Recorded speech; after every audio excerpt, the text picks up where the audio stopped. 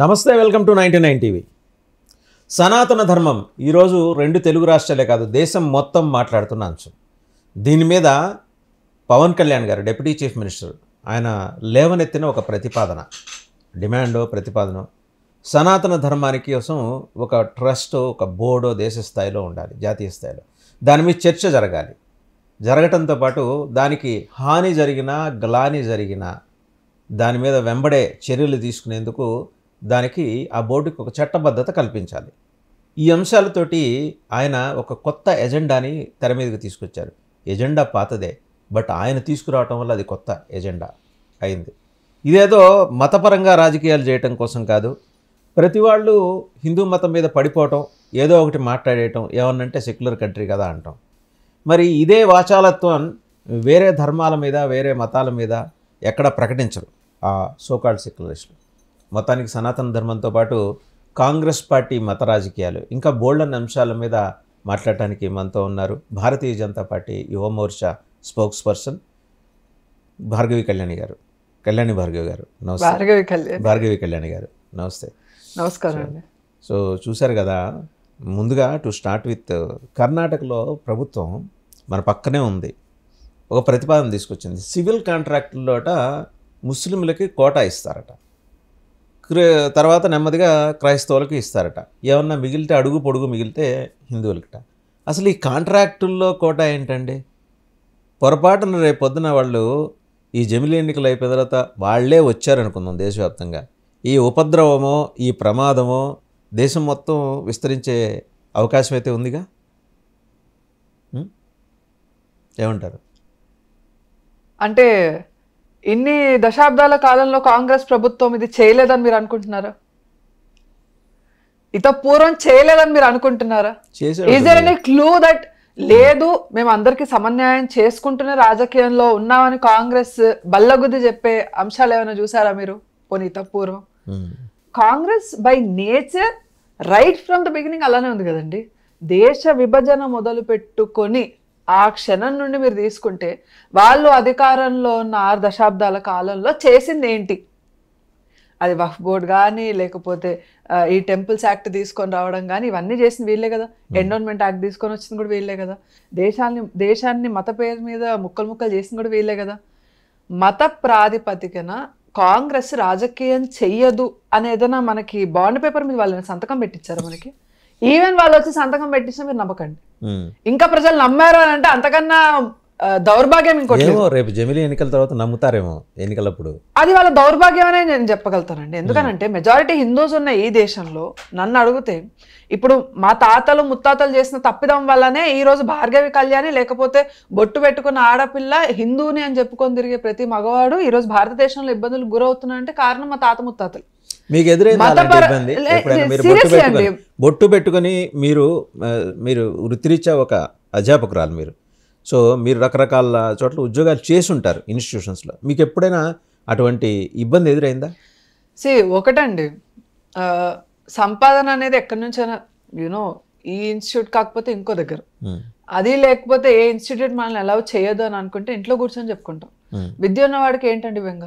ఎక్కడున్నా మీరు టీచ్ చేస్తారు, సందర్భాలు ఉన్నాయి. బట్ ఒకటి ఏంటి అని అంటే మనల్ని టచ్ చేసే దమ్ము అవతలోడుకుందా అనేది మ్యాటర్. ఓకే, ఇప్పుడు మన దగ్గరకు వస్తే వద్దురా ఈ అమ్మాయితో పెట్టుకోవద్దు మనల్ని ఏకి బారేస్తుందని వాళ్ళకు క్లారిటీ ఉందనుకోండి, మన జోలికి రారు ఫస్ట్ ఆఫ్ ఆల్.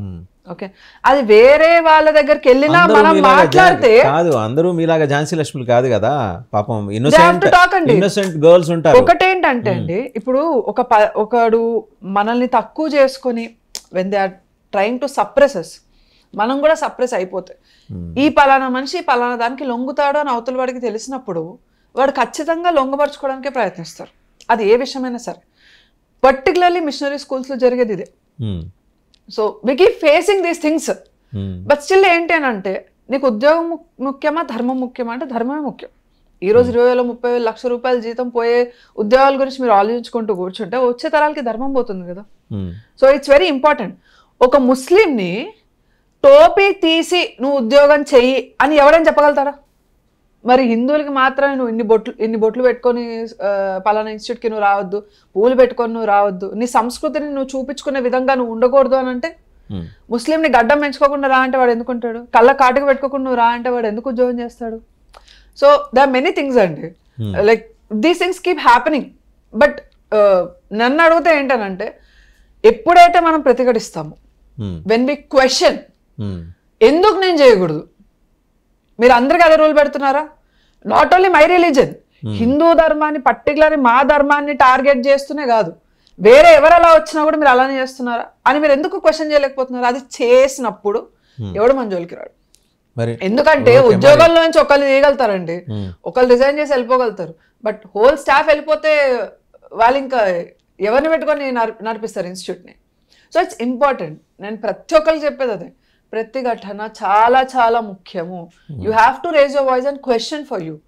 నీ కోసం నువ్వే, అరే దేశం కోసం ఏం చేస్తావు, నీ గురించి నువ్వు ఫస్ట్ నువ్వు క్వశ్చన్ చేసుకోలేకపోతున్నావు, దేశం గురించి నువ్వు ప్రశ్నించడానికి బయటకు ఏం పోతావు? సో ఇట్స్ వెరీ ఇంపార్టెంట్ అండి, నన్ను అడిగితే it's very important.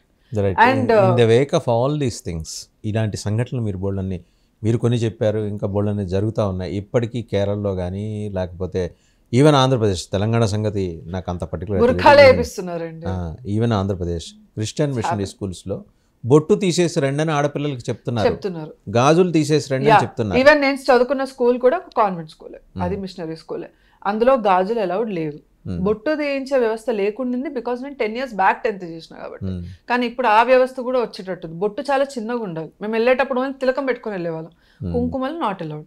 Every Friday మమ్మల్ని చర్చికి తీసుకొని వెళ్ళేవాళ్ళు, అక్కడ ప్రేయర్ చేయించేవాళ్ళు, అది ప్రేయర్ ఆయిల్ అని, బైబిల్ రీడింగ్ అని, అది హిందూస్ ముస్లిమ్స్ క్రిస్టియన్స్కి తేడా లేకుండా అది చేసేవాళ్ళు. మరి అదే మన దసరా నవరాత్రులు వచ్చినప్పుడు క్రిస్టియన్స్ అని తేడా లేకుండా వాళ్ళతో దుర్గా మంత్రాన్ని ఎందుకు చదివారు? ఇది కూడా ఒక పాయింటే కదండి, అది కూడా చేయాలి కదా. ఇప్పుడు we respect Jesus, we respect Bible, మేము వర్సెస్ చదువుతున్నాం, చాలా బాగుంది. మీరు సెక్యులరిజంని, ఈక్వాలిటీని స్కూల్లో ఆ లెవెల్లో చాలా బాగా చూపిస్తున్నారు. మరి అదే హిందూ ఫెస్టివల్స్ ఇంకా చాలా ఉంటాయి కదా, అవి మనం సెలబ్రేట్ చేసుకునేటప్పుడు మంత్రాలు ఎందుకు పిల్లలతో చదవలేకపోతున్నారు? అప్పుడు మాత్రం ఎందుకు వస్తుంది barrier? So it's clearly stated అండి, రైట్ ఫ్రమ్ చైల్డ్హుడ్ మనకున్న స్కూల్ సిస్టమ్, ఎడ్యుకేషన్ సిస్టమ్ కానీ, బయట ఉన్న వ్యవస్థ కూడా, జాబ్ చేసే ప్లేసెస్లో కూడా అక్కడ ఏం సుపీరియారిటీ నడుస్తుందో దాని ఇన్ఫ్లుయెన్స్ని చూపించడానికి చాలా ట్రై చేస్తూనే ఉన్నారు, అది జరుగుతూనే ఉంటుంది. That we cannot stop until unless we question it back. When did you start questioning? When did I start questioning? Right from my childhood అండి. I am like this only. Like నాకేంటి అని అంటే ఎదురు ఉన్న వాళ్ళు ఎవరు, ఎదురు కూర్చున్న వాళ్ళు ఎవరు, ఎమ్మెల్యేనా, ఎంపీయా, మినిస్టరా, లేకపోతే ఆడెవడు, ఆడమ్మ మొగుడా, ఎవడైనా కానీ. If that's wrong it doesn't matter. ఇప్పుడు మనం ఒకటి అడిగిన తర్వాత దాని కాన్సిక్వెన్సెస్ ఏంటి అనే దాని గురించి నేను ఆలోచించాను ఫస్ట్. అంటే అది ఎంత పాజిటివ్ అంత నెగిటివ్ కూడా, సీరియస్లీ అది నెగిటివ్ కూడా ఒక్కొక్కసారి. బట్ స్టిల్ నా మనసుకి ఏమనిపిస్తుంది, ఇది రాంగ్ అన్నప్పుడు we have to question, that's for sure. Even అది స్కూల్లో అయినా ఎక్కడైనా సరే. మీకు శోభా డే గురించి తెలుసు కదా, పెద్ద ఫెమినిస్ట్. శోభా డే రైటర్, ఫెమినిస్ట్. ఆవిడంటది ఏమండి, ఇప్పుడు మేక జంతువు కోసుకొని తింటున్నాం, అలాగే ఇంకొకటి కొందరు ఎద్దుల్ని కోసుకొని తింటారు, బీఫ్ మాంసం, అలాగే రకరకాల. అండ్ వై నాట్ గోవులు అంటుంది, గోవు కదా ఆవులు అంటుంది ఆవిడ. మీరు do you support such kind of arguments? అంటే ఆవిడ ఏంటంటే జంతువులన్నీ ఒకటే, కోసుకొని తినడానికి ఏదైనా పర్లేదు అంటుంది ఆవిడ. ఇలాంటి వాళ్ళ స్టేట్మెంట్స్ వింటున్నప్పుడు ఒకసారి పరిచయం చేయొచ్చు కదా, తల మొండాన్ని వేరు చేస్తా అని అనాలనిపిస్తుందండి. ఎందుకనంటే ఏదైనా మాంసం అన్నప్పుడు, నీకు ఆకలేసినప్పుడు నీ కాళ్ళు చేతులను నరుక్కొని నువ్వే వంట చేసుకొని తినొచ్చు కదా. లేకపోతే నీ తల్లిదండ్రులు ఇంట్లోనే ఉన్నారు, లేకపోతే నువ్వు కన్న పిల్లలు కూడా ఇంట్లోనే ఉన్నారు, వాళ్ళని కూడా నరికి సేమ్ మీట్ అండి. మనం కూడా జంతువులు, యాజ్ పర్ సైన్స్ మీరు చూసుకుంటే మన బాడీలో కూడా ఫ్లెషే ఉంది, మన బాడీలో కూడా బ్లడ్డే ఉంది, అవే సెల్స్ ఉన్నాయి. యానిమల్ సెల్స్ గురించి మాట్లాడేటప్పుడు బయాలజీలో హ్యూమన్ సెల్స్ కి ఏం పర్టికులర్ మెకానిజం ఏం పెట్టలేదు. జంతువులలో అదే అంటారు, అన్ని జంతువులు ఒకటే కదా, మనుషులు కూడా జంతువుల కిందకే వస్తారు, అది విషయం ఆవిడ మర్చిపోతున్నారు. ఓకే, అలాంటప్పుడు వాళ్ళ అమ్మని, వాళ్ళ నాన్నని, వాళ్ళ పిల్లల్ని, వాళ్ళ భర్తని ఎట్లయినా కాచుకొని తింటున్నారు అనుకుంటా ఇంట్లో, but it's her personal life, కోసుకొని తినమని చెప్పండి. ఆవుకి సనాతన ధర్మంలో మన వాళ్ళు ఒక ప్రత్యేకతను ఇచ్చారండి. ఇప్పుడు మనము ఒక స్టీల్ స్పూన్ ఉందనుకోండి, అది పోతే పెద్ద బాధపడం. అదే బంగారం స్పూన్ అనుకోండి విలవిల్ల ఆడిపోతాం, ఎందుకంటే దానికి ఉన్న విలువ.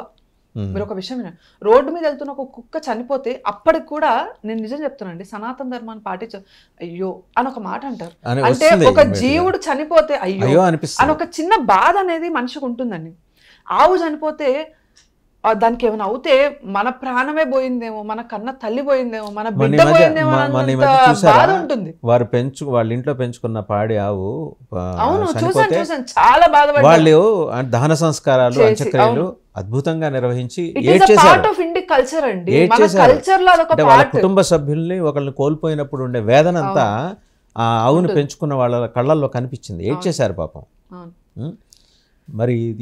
మరి ఇంత జరుగుతోంది, మీ ప్రభుత్వాలు ఉన్న చోట కూడా గోవధ జరుగుతోంది కదా, బీజేపీ ప్రాబ్లం ఏంటంటే అండి, మన వాళ్ళలో ఎప్పుడైతే ఆవు పాలిస్తుందో, ఆవు ఇప్పుడు ఎలా అయిపోయిందంటే అండి బిజినెస్ ఇదిగా అయిపోయింది, మార్కెటింగ్ కమోడిటీ సింపుల్ గా. ఎందుకంటే పాలిచ్చే వరకు ఆవు, తర్వాత దాన్ని గడ్డి పెట్టాలంటే ఎక్స్ట్రా ఖర్చు అని చెప్పి ఏవైతే పాలు ఇవ్వట్లేదో ఈ ఆవులన్నీ తీసుకుపోయి ముస్లిమ్స్కి అమ్మేస్తున్నారు. ఫస్ట్ ఇది ఆపాలి, ఇది ఆగిపోవాలి. తల్లి ఇంట్లో ఓపిక ఉండి నీకు అన్నం పెట్టి నిన్ను సాది పెంచిన తర్వాత అమ్మకు ఓపిక అయిపోయి మంచం మీద పడినప్పుడు అమ్మని నేను చెత్తబుట్టలో పడేస్తాను అని అంటే, ఇన్ని సంవత్సరాలు అమ్మ చేసింది కాదా నీకు? అంటే ఆవిడ బతుకుండే ఆఖరి శ్వాస వరకు 1 సంవత్సరం 2 సంవత్సరాలు ఎప్పుడు పోతుందో తెలియదు, ఆ రుణాన్ని నువ్వు తీర్చుకోలేవా? అలా ఆలోచించగలిగే స్థాయి మనకు ఉండాలండి, ప్రత్యేకంగా మనకు ఉండాలి. ప్రతిసారి మీరు బీజేపీ పార్టీ అంటున్నారు, కానీ బీజేపీ ఏం చేస్తుందండి? నేను సీరియస్లీ చెప్తున్నా, నేను బీజేపీ పార్టీలో ఉంటే ఈ విషయం చెప్తున్నా. బీజేపీ అంతటా రోడ్డు మీదకి వచ్చి హిందుత్వం మాట్లాడదు, రాసి పెట్టుకోండి, మాట్లాడదు. అదొక రాజకీయ పార్టీ, అది కూడా రాజకీయ కోణాల్ని, అది కూడా కుర్చీ ఎక్కడ పోతుందన్న భయంతోనే పనిచేస్తుంది. అది హిందువులకి ఫర్గా ఉన్నా కూడా కొన్ని డెసిషన్స్ తీసుకోవడానికి 1కి 100 సార్లు ఆలోచించాల్సిన అవసరం ఉంటుంది. ఎందుకు అని అంటే మళ్ళీ హిందువులలో ఐక్యత లేకపోవడం వల్ల. అదే హిందువులలో ఐక్యత ఉండి రోడ్డు మీదకి వస్తే పిఎం మోడీతో సహా రోడ్డు మీదకి వచ్చి ఆ ధర్నాలో కూర్చుంటాడు, రాసి పెట్టుకోండి. బీజేపీ స్వతహాగా రోడ్డు మీదకి వచ్చి హిందుత్వం మాట్లాడదు, మాట్లాడే వాళ్ళకి మద్దతు తెలుపుతుంది. అదొక పొలిటికల్ ఆర్గనైజేషన్ అండి, ఇది కూడా గుర్తుపెట్టుకోండి మీరు. కాంగ్రెస్ కూడా చేసే పని అదే. కాకపోతే కాంగ్రెస్ ఏం చేస్తుందంటే అది రోడ్డు మీదకి వచ్చి మరి ఇస్లాం గురించి మాట్లాడుతుంది. మీరు గమనించండి, పొలిటికల్ ఆర్గనైజేషన్స్ వాళ్ళ ఐడియాలజీ ప్రకారం చాలా క్లియర్ ఉన్నాయి. ఎందుకండి బీజేపీ అధికారంలో ఉంది, ఇప్పుడున్న ఎలక్షన్స్, ఇప్పుడు జరిగిన ఎలక్షన్స్ పక్కన పెట్టండి. 2014లో మనకి మెజారిటీ వచ్చింది కదా, 19లో వచ్చింది కదా. ఇప్పటి వరకు టెంపుల్స్ ని అండర్ గవర్నమెంట్ కంట్రోల్ నుంచి ఎందుకు తొలగించలేకపోయింది బీజేపీ? ఎందుకు తొలగించలేకపోయింది? దాని తర్వాత మదర్సాలకి ఫండింగ్ ఎందుకు ఆపేయలేకపోతుంది? కొన్ని స్టేట్స్ లో, పర్టికులర్ యూపీ లాంటి స్టేట్స్లలో కూడా వాళ్ళు తగ్గించగలిగారు, కానీ అన్ని మదర్సాలకి ఫండింగ్ ఆపలేకపోయారు. అంత యూపీ గవర్నమెంట్ యోగి ఆదిత్యనాథ్ ఉన్న ప్లేస్ లో. ఎందుకనంటే అండి ఒకటే రీజన్, వాళ్ళ పాపులేషన్ తక్కువ ఉన్నా వాళ్ళు ఐక్యంగా ఉన్నారు, మన పాపులేషన్ ఎక్కువ ఉన్నా మనం విడిపోయి ఉన్నాం కులాల పేరు మీద. ఇప్పుడు నడుస్తున్న కులగణన కూడా దాని గురించి. ఇంకా మన సమాజాన్ని విడదీయడానికి చేస్తున్న ప్రయత్నం కాంగ్రెస్ ఎప్పటి నుండో చేస్తూనే ఉంది, అది ఇంకా కంటిన్యూ చేస్తున్నారు. ఎప్పుడైతే హిందువులు ఐక్యంగా ఉండి, నాకు అర్థం కాదండి, మనం గుళ్ళో డబ్బులు వేస్తాం, ఆ డబ్బులు ఏ గుడికి సంబంధించి, ఒక ఊరికి ఒక గుడి ఉంటుందండి, ఆ గుడి ఒక 100 కుటుంబాలని పర్ఫెక్ట్గా ఆదుకోగలుగుతుంది. వాళ్ళ విద్యకి సంబంధించి, తిండికి సంబంధించి, ఆరోగ్య వ్యవస్థకి సంబంధించి దేనికి ఇబ్బంది లేకుండా పెళ్లిళ్ళతో సహా మన టెంపుల్స్ హుండీ డబ్బులతో చేయగలుగుతాయండి. అంత వ్యవస్థ నిర్మాణం మన పూర్వీకులు చేసి పెట్టారు. కానీ అదే టెంపుల్స్ లో ఉన్న ఫండ్స్ అన్ని కూడా ఇప్పుడు గవర్నమెంట్ తీసుకొని 80% ఆఫ్ టెంపుల్ ఫండ్ ఎండోన్మెంట్ నుంచి వెళ్ళేది ఇప్పుడు ముస్లిమ్స్ వాళ్ళ దర్గాలు కట్టుకోవడానికి, వాళ్ళ ఇప్పుడు మనకు పాఠశాలలు, వేద పాఠశాలలు నడిపించుకోవడానికి, గురుకులాలు నడిపించుకోవడానికి ఏ గవర్నమెంట్ ఇస్తుందండి పైసలు? కానీ మన డబ్బులు వాళ్ళని పెంచి పోషిస్తున్నాం. వాళ్ళ మదర్సాలో ఆవుని చంపాలని నేర్పిస్తున్నారు. వ్యవస్థ ఎక్కడి నుంచి రాంగ్ ఉంది? హిందువులు కొట్లాడారు, అరే మా డబ్బులు మాకు ఖర్చు పెట్టకుండా మీరు వేరే వాళ్ళకి ఎట్లా ఖర్చు పెడతారు? గవర్నమెంట్ తీసుకొని వెళ్ళి అదే డబ్బులు మాకు ఖర్చు పెడితే మేము బాగుపడమా? మా వేదాలు కాపాడబడవా? వేద పాఠశాలలు వచ్చేవి కాదా? మాకు వ్యవస్థ ఎంత మంచిగా ఉండేదని ఎందుకు మాట్లాడలేకపోతున్నాము? మనలో ఎందుకు ఐక్యత లేదు? ఇప్పుడు డిప్యూటీ సీఎం పవన్ కళ్యాణ్ గారు వచ్చి సనాతన ధర్మ రక్షణ బోర్డు గురించి మాట్లాడేదాకా మన వాళ్ళకి రాజకీయ నాయకులు లేరా? పైన దిక్కు లేరా? మనకి సనాతన ధర్మం గురించి మాట్లాడే నాయకులే లేరా అసలు రాజకీయంలో? ఎన్నిసార్లు చూసుకుంటారండి పదవులు అని చెప్పేసి? ఈ రోజు కాకపోతే రేపు ఉడుతుంది. ఈ రోజు గెలిచిన ఎమ్మెల్యే నెక్స్ట్ టైం లో కూడా గెలుస్తాడని రాసి పెట్టుకొని ఉంటాడా? ఎంపీ ఈ రోజు గెలిచిన ఎంపీ రేపు గెలుస్తాడని ఉందా అండి? ఈ రోజు మీరు ఎంత స్థాయిలో ఉన్నా నెక్స్ట్ మీ పిల్లలు వాళ్ళ పిల్లలు రాజ్యాలు నేలాలంటే కుదరదు. వ్యవస్థ మారుతుంది. ప్రజల నుంచి నమ్మకం తీసుకొని రావాలి. ఈ రోజు నీకు అధికారం ఇస్తే ధర్మం కోసం పనిచేయి. అధికారం ఇవ్వకపోతే అధికారంలో ఉన్న వాళ్ళు ధర్మానికి వ్యతిరేకంగా ఎవరైనా ఉంటే వాళ్ళని ఎట్లా ఏకుమేకి చేసి పెట్టాలి నువ్వు ఆలోచించాలి. వాళ్ళకి నువ్వు ఎట్లా ఎదురుగా నిలవాలి, క్వశ్చన్ చెయ్యాలి. వాళ్ళు భయపడాలి. అమ్మ దీన్ని ముట్టాము అని అంటే పలానా వ్యక్తి వస్తారు. నన్ను అడుగుతానండి, పవర్ లో ఉన్న దానికన్నా అపోజిషన్ లో ఉన్న పవర్ స్ట్రాంగ్ ఉంటే రూలింగ్ పార్టీ భయపడుతుందండి. రూలింగ్ ఇస్ నన్ను అడిగితే అపోజిషన్ ఫస్ట్ పవర్ ఫస్ట్ అంటే అపోజిషన్ ఫస్ట్. నన్ను అడిగితే opposition is the best place to SIT and question for people. ప్రజల పక్షంలో కొట్లాడడానికి నిర్భయంగా ప్రశ్నించడానికి గవర్నమెంట్ నుంచి వాళ్ళకి అందాల్సినవన్నీ కరెక్ట్ టైం కి అందించడానికి క్వశ్చన్ చేయాలి. ఒక నాయకుడిగా ఎదగాలంటే మాత్రం opposition is the best position. అంటే నేను కరెక్ట్ గా స్ట్రైట్ క్వశ్చన్ అండి. అపోజిషన్ లో ఉంటే మోర్ పవర్ ఉంటుంది, అగ్రెసివ్ గా వెళ్ళొచ్చు. ముత్యాలమ్మ గుడిలో జరిగిన సంఘటనలో బీజేపీ కానీ బీజేపీ అనుబంధ సంఘాలు కానీ ప్లే చేసిన రోల్కి ప్రాపర్ రిజల్ట్ వచ్చింది. గవర్నమెంట్ అసలు కేర్ చేయలేదు కదా మీ ఆందోళన. ఇప్పుడు వక్ఫ్ అమెండ్ అవ్వబోతుంది. ఈవెన్ అమిత్ షా గారు కూడా ఈ స్టేట్మెంట్ క్లియర్గా చెప్పారు. నేను ఇంతకు ముందు ఇంటర్వ్యూస్లో కూడా సేమ్ ఇదే మాట మాట్లాడా. టెంపుల్స్ మీద కంటిన్యూస్గా దాడులు జరుగుతూనే ఉన్నాయి. Very important point. ఇదే ఒక మస్జిద్ మీద జరిగితే పవన్ కళ్యాణ్ గారు అన్న స్టేట్మెంటే తీసుకుందాం. ఇదే ఒక మస్జిద్ మీద కానీ చర్చ్ మీద కానీ జరిగితే దేశం అల్లకల్లోలం అవ్వకుండా ఉంటుందా? మీరు చెప్పండి. ఖచ్చితంగా అవుతుంది, ఖచ్చితంగా అవుతుంది. ఇన్ని గుళ్ళు తెలంగాణ రాష్ట్రంలోనే కంటిన్యూస్ అండి, వారం టైం గ్యాప్ లేకుండా కంటిన్యూస్ గా ఒక తర్వాత ఒకటి జరుగుతూనే ఉన్నాయి. 1924 మధ్య ఏపీలో కూడా ఇలాగే జరిగినాయి. ఇలా ఎస్ ఇట్ విల్ హ్యాపెన్ అండి. ఎందుకనంటే ఎప్పుడైతే మనం ఈ వక్ఫ్ బోర్డ్ ఏదైతే ఉందో దీనికి సంబంధించి బిల్ని అమెండ్ చేయడానికి ట్రై చేస్తుంది సెంట్రల్ గవర్నమెంట్.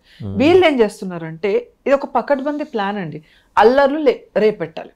రేపెడితే ఇదో ఇలాంటి వాళ్ళు ఉన్నారు కదా పెద్ద మనుషులు, వీళ్ళు ఏం చేస్తారంటే బీజేపీ మత కల్లోలాలు మత విద్వేషాలు రెచ్చగొడుతుంది. కాంగ్రెస్ హయాంలో ఎప్పుడైనా ముస్లింలు రోడ్ల మీదకి వచ్చి ఇలాంటి కొట్లాటలు చేశారా, హిందువుల మీద దాడులు జరిగాయా అని చెప్పి ఇలాంటి వాళ్ళు కుక్కలు మొరగడానికి, కరిగేలాంటి కుక్కలు మొరగడానికి వాళ్ళకు ఒక ఆస్కారం ఇది. ఓకే, ఇది ఒక పొలిటికల్ స్టంట్ గా తీసుకొని వెళ్ళి వీళ్ళు గవర్నమెంట్ ఫామ్ చేయడానికి చేసే ప్రయత్నాలు. నేను అందుకే మళ్ళీ చెప్తున్నానండి, ఒక సామాన్యుడు, హిందువులకి ఇలాంటి చట్టాలు లేవు. మనం ఒక భూమి కొనుక్కోవాలంటే మన రక్తాన్ని చెమటగా మార్చి కష్టపడి రూపాయి దాచి మన జీవితకాలం అంతా కష్టపడితే కానీ మనం ఒక 100 గజాల భూమి కూడా కొనుక్కోలేము ఇప్పుడున్న సిచ్యువేషన్లో. మన పిల్లలకు ఒక ఆస్తి అనేది మనం ఇవ్వలేం. కానీ రోడ్డు మీద పూలు పళ్ళు అమ్ముకునే వెధవ వెనకున్న బిల్డింగ్ నాదని చెప్పి వక్ఫ్ బోర్డులో క్లెయిమ్ చేసుకొని ఆ పేపర్స్ వీడికి నోటీస్ ఇచ్చి వాడు కనీసం దిక్కుమొక్కు లేకుండా ఒక సుప్రీంకోర్టు అడ్వకేట్ని వాడు పెట్టుకోలేడు. మళ్ళీ ఒక ముస్లింనే తీసుకోమని అడ్వకేసీ చేయమని చెప్పి అడుక్కుపోయి ఆడ వక్ఫ్ బోర్డులో నించాల్సి వస్తుంది. బోర్డు వాడిదే, అందులో ఉన్నది ముస్లింసే, వేసేవాడు ముస్లిమే, వాదించేవాడు ముస్లిమే. ఇలాంటి చట్టాలు మనకు లేవు కదండి. మనం మాత్రం కష్టపడి సంపాదించుకోవాలి కదా.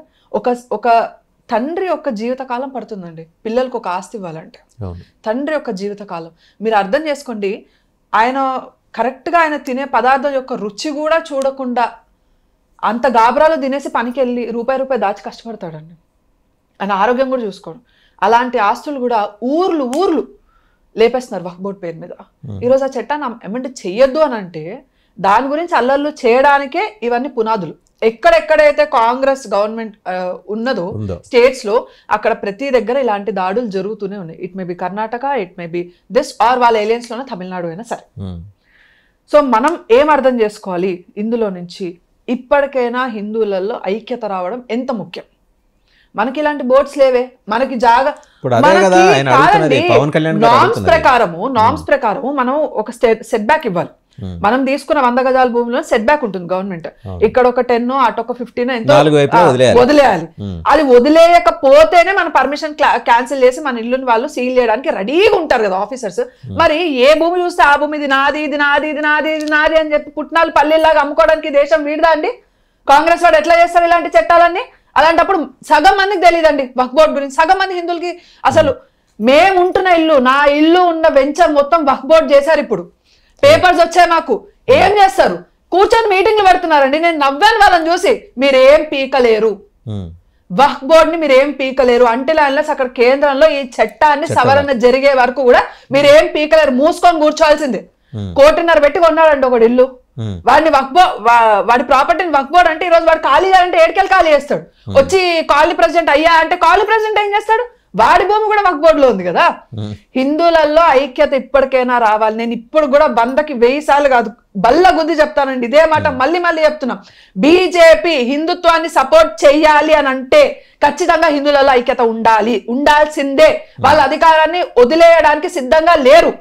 బీజేపీలో పైన ఏ నాయకులైనా మోదీ గారితో సహా అధికారం చాలా ముఖ్యం. ఎందుకనంటే ఇన్ని సంవత్సరాలు 10 సంవత్సరాలండి, 6 దశాబ్ద కాలంలో జరిగిన దుర్మార్గ భారతదేశం వెనుకబడిపోయి ఉంటే 10 సంవత్సరాల్లో పెద్ద మనిషి ఉండి ఇంత ముందుకు తీసుకొని వచ్చారు. ఒక్కసారి అధికారాన్ని బీజేపీ కోల్పోయింది అని అంటే ఇప్పుడు ఈయన కష్టపడి 3 గంటలు నిద్రపోయి 21 గంటలు కష్టపడి మోదీ గారు తిరిగి మరి విదేశాలకు వెళ్ళి మరి తీసుకొచ్చిన ఫండింగ్లు కానీ ఇన్వెస్ట్మెంట్స్ కానీ లేకపోతే ఆయన చేసిన అభివృద్ధి కానీ గంగలో కలిసినట్టే ఉంటుందండి పరిస్థితి. ఇది హిందువులు ప్రతి ఒక్కరు అర్థం చేసుకోవాలి. కాబట్టి వీళ్ళు బీజేపీ వాళ్ళు ఎట్టి పరిస్థితుల్లో అధికారాన్ని కోల్పోవడానికి సిద్ధంగా లేరు. At the same time Hindutva based politics నడవాలి, మన ధర్మాన్ని మనం రక్షించుకోవాలండి. ఇప్పుడు బీజేపీ ఎప్పుడూ కూడా హిందూస్కి సపోర్ట్ చేసినా కూడా ఏ మసీద్ను పోయి నువ్వు ధ్వంసం చేయి, లేకపోతే ఏ చర్చిని పోయి ధ్వంసం చేయని ఎప్పుడు ఏ నాయకుడు కూడా మాట్లాడలేదండి. ప్రతి ఒక్క మతానికి నిజంగా గౌరవించింది ఒకటి సనాతన ధర్మం మాత్రమే. హిందువులు మాత్రమే గౌరవించారు. కానీ వాళ్ళ మీద జరిగే దాడిని కనీసం వాళ్ళు అడ్డగించుకోవాలన్నా, వాళ్ళని వాళ్ళు రక్షించుకోవాలన్నా సిస్టమ్. హైదరాబాద్ లో జరిగింది, మనం తెలంగాణలో leave about other places, capital of Telangana, ఇక్కడ జరిగితే చీమ కుట్టినట్టు ఇక్కడ ప్రభుత్వానికి లేదు కదా. ఉండదండి. ఎందుకంటే మీరు ఆంధ్రప్రదేశ్ లో గుళ్ళు ధ్వంసం చేసేవాడు పిచ్చోడు, రథాలు తగలబెట్టేవాడు పిచ్చోడు, ఇక్కడ కూడా పిచ్చోడేట. Their agenda is very clear. ఉండదు. వాళ్ళకి హిందువుల పట్ల ఎలాంటి నేను అదే చెప్తున్నా అండి. హిందువులలో ఇప్పుడు ఐక్యత వస్తుంది కాబట్టి, వీర్ సావర్కర్ గారు అన్నమాట, హిందువులలో ఐక్యత వస్తుంది కాబట్టే ఈరోజు వీరు రామచరితమానస్ పుస్తకాన్ని చేతిలో పట్టుకున్నారు. సోనియా గాంధీ ఇంకా రాహుల్ గాంధీ. గుర్తుపెట్టుకోండి, 6 దశాబ్దాల కాలంలో ఏ శక్తిపీఠాల గడప తొక్కారండి వీళ్ళు కాంగ్రెస్ వాళ్ళు? ఏ జ్యోతిర్లింగం దగ్గరికి వెళ్ళారు? ఇప్పుడు కొత్తగా జనాలు ఏమంటారు, బ్రాహ్మణుడు అయిపోయాడు రాహుల్ గాంధీ. ఫెరోజ్ ఖాన్ కి పుట్టిన వాడు బ్రాహ్మణుడు ఎలా అయిందో నాకు ఇప్పటి కూడా అర్థం కావట్లేదు. వెంటనే ఇప్పుడు కండువాలు వచ్చేసాయి, పంచలు వచ్చేసాయి, త్రిపుండలాలు వచ్చేసాయి. అభిషేకం ఎలా చేయాలో తెలియదు. శివలింగం మీద ఒక పదార్థం వేసేటప్పుడు ఒక నియమం ఎలా ఉంటుందో తెలియదు. మెళ్ళో యజ్ఞోపవీతం వేశారు కదా, అపసవ్య దిశలో వేశారు కదా, చూడలేదు? అవును, అది కూడా నేను అదే చెప్తున్నానండి. ఎప్పుడైతే హిందువులు ఐక్యంగా ఉంటారో అప్పుడు వ్యతిరేక విధానాలకి వీళ్ళు భయపడతారు. వ్యతిరేకంగా ఒక అడుగు వేయాలంటే వీళ్ళ గుండెల్లో గుబులు పుడుతుంది. నరేంద్ర మోదీ గారికి, యోగి ఆదిత్యనాథ్ గారికి వ్యతిరేకంగా ఉండడానికి మెయిన్ ముఖ్య కారణం ఇదేనండి. హిందువులలో ఐక్యత తీసుకొని వస్తున్నారు. ఆర్ఎస్ఎస్ గురించి ఎందుకంటే చేస్తారు వాళ్ళు ఏడ్చి? ఆర్ఎస్ఎస్ ఏం టెర్రరిస్ట్ ఆర్గనైజేషన్ కాదు. అది పోయి ఎలాంటి విధ్వంసాలని సృష్టించలేదు దేశంలో. చాలా సందర్భాల్లో నిషేధానికి గురైంది ఆర్ఎస్ఎస్. గురవుతుందండి. ఎందుకంటే హిందువుల ఐక్యత తీసుకొని వస్తే వీళ్ళ రాజకీయ బతుకులు ఏమవుతాయి? దేశాన్ని ముక్కలు చేయాలన్న కాంగ్రెస్ ఎజెండా ఎట్లా నెరవేరుతుంది? దేశాన్ని అల్లకల్లం చేయడానికే కదా వాళ్ళకి ఫారెన్ నుంచి ఫండ్స్ వస్తున్నాయి. ఇప్పుడు ఆ దేశాల పేర్లు కూడా మనం తీసుకోవాల్సిన అవసరం లేదు. కానీ ఈ దేశంలోని సంపదను దోచుకుపోవడానికి డెమోక్రటిక్ గా మన కంట్రీ మారిన తర్వాత కూడా ఇన్ డెమోక్రసీని ఫాలో అవుతూనే దేశాన్ని ఎట్లా అంతమొందించాలని కుట్రలు పనుంది కాంగ్రెస్ కాదా అంటే? అలాంటి వాళ్ళ ఎజెండాస్ అన్ని మట్టిలో కలుస్తాయి. అందుకే హిందువులలో ఐక్యత వస్తే ఫెరోజ్ ఖాన్ కొడుకు కూడా జంధ్యం వేసుకొని బ్రాహ్మణులాగా తిరుగుతాడు. ఇది గుర్తుపెట్టుకోవాలి. లేకపోతే మన గుళ్ళల్లో అమ్మవారిని కాళ్ళతో తంతాడు వాడండి. అలాంటి వాళ్ళు తయారవుతారు. ఇది మనం చాలా సులువుగా తీసుకుంటున్నాం. కాంగ్రెస్ గవర్నమెంట్ ఏం చెప్తుందండి? ఆఫీసర్లు ఏం చెప్తారు? వాళ్ళ ఉద్యోగాలు, వాళ్ళ ప్రమోషన్ల కోసం అండి సిగ్గులేని పుట్టుకల వాళ్ళవి ఆఫీసర్లవి. వాళ్ళని కూడా అనడానికి లేదండి. వాళ్ళ ఇంట్లో పిల్లలు ఉన్నారు, వాళ్ళ ఇంట్లో వెనక నమ్ముకున్న కుటుంబం ఉంది, వాళ్ళు కష్టపడిన జీవితం వాళ్ళ కళ్ళ ముందు తిరుగుతుంది. అరే మా నాన్నకేం లేదు, ఒక రైతుగా ఉన్నాడు, రైతు బిడ్డని నేను కష్టపడి గవర్నమెంట్ స్కూళ్ళలో చదివి ఈ స్థాయికి వచ్చా. ఈ క్షణం నేను గవర్నమెంట్ చెప్పింది నేను చేయకపోతే, నా ఉద్యోగం పోతే నా పిల్లల పరిస్థితి ఏంటి, నా ఫ్యూచర్ ఏంటి, నా పిల్లల భవిష్యత్తు ఏంటి అని ఆలోచించి ఈరోజు ఆఫీసర్లు మాట్లాడుతున్నారు. కానీ గుండె మీద చేసుకొని వాళ్ళ మనస్సాక్షి ఒక్కసారి మాట్లాడమని చెప్పండి. వాళ్ళు చేసిన తప్ప కరెక్టా వాళ్ళకే తెలుస్తుంది. తప్ప కరెక్టా వాళ్ళు అంచనా వేసుకోమని చెప్పండి. ఎవడైతే వచ్చి అమ్మవారి ముత్యాలమ్మ టెంపుల్లో అమ్మవారిని తన్నాడో వాడికంటే విచక్షణ జ్ఞానం లేదంట. అంటే వీళ్ళనేది ఏంటి అంటే ఎవరెవరైతే గుళ్ళ మీద దాడులు చేస్తున్నారో వాళ్ళందరికీ మత స్థిమితం లేదు, వాళ్ళందరూ పిచ్చివాళ్ళు. తగలబెట్టేవాళ్ళు పిచ్చోళ్లే. అవును, గుళ్ళలో విగ్రహాల మీద రాళ్ళేసిన వాళ్ళు కూడా పిచ్చోళ్లే. ఇప్పుడు వీళ్ళందరూ పిచ్చోళ్ళు కదండి, వీళ్ళందరిని ఎక్కడ చేర్పియాలి? మెంటల్ హాస్పిటల్లో చేర్పియాలి. పోనీ పోలీసు వాళ్ళకి వీళ్ళ పిచ్చి తీర్చడం వీళ్ళతో కాకపోతే హిందువులకు వదిలేశారు అనుకోండి, పిచ్చ కొట్టుడు కొడతాం. ఆడి పిచ్చి ఇప్పుడు కాదు, అలా తాతలకు కూడా పిచ్చి కుదిరేటట్టు కొడతాం. ఆడి పిచ్చి అంతా దింపే బాధ్యత మాది, వదిలేండి కదా హిందువులకు ఒకసారి. ఎవడెవరైతే గుళ్ళ మీద దాడి చేస్తున్నాడో చట్టాన్ని మా చేతిలో ఇవ్వండి కదా. మీరు యాక్షన్ ఇప్పటివరకు ఏం ఎఫ్ఐఆర్ చేశారండి? వాళ్ళ మీద ఏం యాక్షన్ తీసుకున్నాడు? 20-30 మంది కానిస్టేబుల్ పెట్టి ప్రొటెక్షన్ ఇచ్చి మరి వాడికి ట్రీట్మెంట్ చేర్పిస్తారా? కొడుకుని వదలండి ఒక్కసారి బయటకి, చూపిస్తాం అటు బతికేందో. బయటకి విత్ ప్రొటెక్షన్. ఇదే అండి, ఇదే గవర్నమెంట్ చేసేది, ఇదే మసీదులని నేను ఇప్పుడే చెప్తున్నానండి. ఇంకొకసారి ఎవరైనా కూడా గుళ్ళ జోలకు వస్తే, ఒక్క గుడి ధ్వంసం అయితే 100 మసీదులను కూలగొట్టడానికి హిందువులు రెడీగా ఉన్నారు. దీన్ని మీరు తట్టుకోగలుగుతారా? కాంగ్రెస్ ప్రభుత్వం తట్టుకునేదానికి దమ్ముందా? హిందువులందరూ రోడ్ల మీదకి వస్తే మీ బతుకులేంది, మీ రాజకీయ బతుకేంది?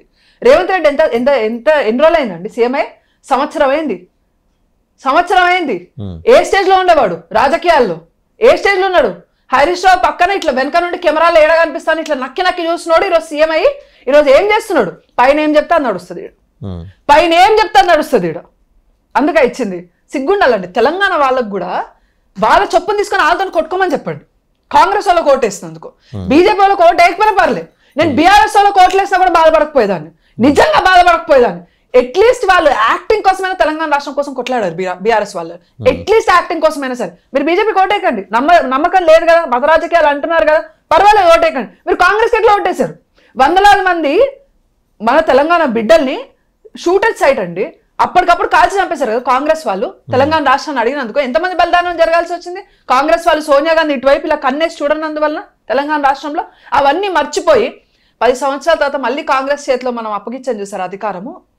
ప్రతి నేను తెలంగాణ బిడ్డని చెప్పుకుని ప్రతి ఓడు చెప్పు తీసుకుని వాడు చెప్తా వాడు కొట్టుకోవాలంటే సిగ్గుండాలి మనకి, నిజంగా సిగ్గుండాలి. ఒక పార్టీని మనం ఎన్నుకుంటున్నామని అంటే వస్తారండి, వాళ్ళకి చేతిలో ఫండ్స్ ఉంటాయి, ఇష్టం వచ్చినట్టు మేము దీనికి ఖర్చు పెట్టాం రాసి వదిలేస్తారు, అప్పులు చేస్తారు. ఆ డబ్బునే తీసుకుపోయి వాళ్ళ సొంతానికి వాళ్ళు వాడుకుంటారు. అపోజిషన్ పార్టీలో గెలిచిన ఎమ్మెల్యేలు కాదా? వాళ్ళ నియోజకవర్గానికి ఫండ్స్ ఇవ్వాల్సిన అవసరం లేదా? ఆ నియోజకవర్గం నీ రాష్ట్రం కిందకి రాదా? ఆ నియోజకవర్గంలో అభివృద్ధి జరగకపోతే నీ రాష్ట్రం వెనుకబడింది కాదా? అన్ని ఎప్పటి వరకైతే ఎలక్షన్స్ ఉంటే అప్పటివరకే పార్టీ అండి. దాని తర్వాత నువ్వు సీఎం, మేము ఎమ్మెల్యే అన్నప్పుడు మేము అలానే ఉండాలి. ఒక సీఎంగా నీకు ముఖ్యమంత్రిగా నీకు ఇచ్చే మర్యాద ఉంటుంది. మేము ఎమ్మెల్యే అన్నప్పుడు నీ కాంగ్రెస్ ఎమ్మెల్యేలకి నువ్వు ఇచ్చే ఫండింగ్ బీజేపీకి కానీ బీఆర్ఎస్ ఎమ్మెల్యేలు కానీ ఎందుకు వెళ్ళకపోతున్నావు? ఎందుకు? అది కేసీఆర్ టైంలో కూడా అదే జరిగింది.